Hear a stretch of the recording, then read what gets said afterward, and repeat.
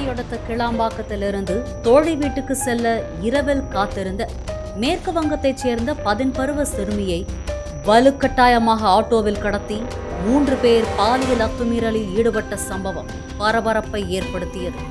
இந்த சம்பவம் குறித்து கூடுவாஞ்சேரி அனைத்து மகளிர் போலீசார் பெண் வன்கொடுமை தடுப்புச் சட்டம், பாலியல் தொல்லை அளித்தல், கடத்தல் உள்ளிட்ட 4 பிரிவுகளின் கீழ் வழக்கு பதிவு செய்தனர்.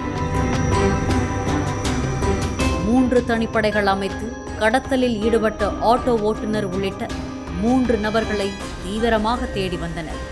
சுமார் 50க்கும் மேற்பட்ட சிசிடிவி காட்சிகள் மூலம் ஆட்டோவின் பதிவெண் மற்றும் ஆட்டோ ஓட்டுநர் குறித்து தீவிர விசாரணையில் ஈடுபட்டனர்.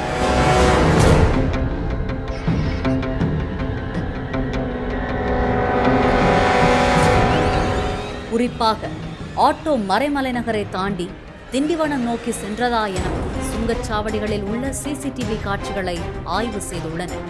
இந்நிலையில் மறைமலை நகர் அடுத்துள்ள பகுதியில் பழைய கட்டிடம் ஒன்றில் பதுங்கியிருந்த ஆட்டோ ஓட்டுநர் முத்தமிழ்ச்செல்வன் மற்றும் அவரது நண்பர் தயாளன் ஆகிய இருவரையும் போலீசார் கைது செய்தனர்.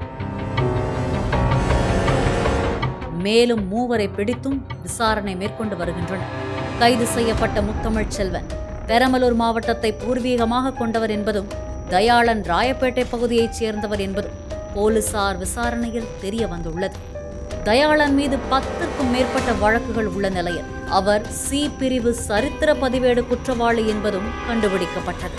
கடந்த 3ஆம் தேதி கிளாம்பாக்கம் பேருந்து நிலையம் எதிரே சாலையில் தனியாக நின்ற இளம்பெண்ணை ஆட்டோவில் ஏற்றிய ஆட்டோ ஓட்டுநர் முத்தமிழ்ச்செல்வன் இதுகுறித்து நண்பர்களான தயாளன் உள்ளிட்ட 2 போனில் அழைத்துள்ளார்.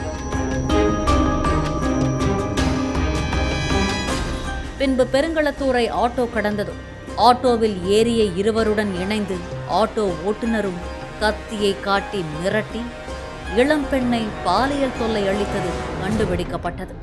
இதனிடையே போலீசார் பிடிக்க முற்படும் போது தப்பிச் செல்ல முற்பட்ட தயாளனின் இடதுகால் எலும்பில் முறிவு ஏற்பட்டதாக கூறி போலீசார் மாவுக்கட்டு போட்டுவிட்டனர்.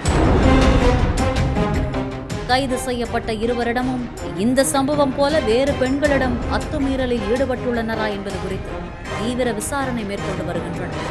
இதற்கிடையே பாலியல் வழக்கில் கைதானவர்களை விசாரித்து வருவதால் கூடுவாஞ்சேரி காவல் நிலைய கதவு அடைக்கப்பட்டது.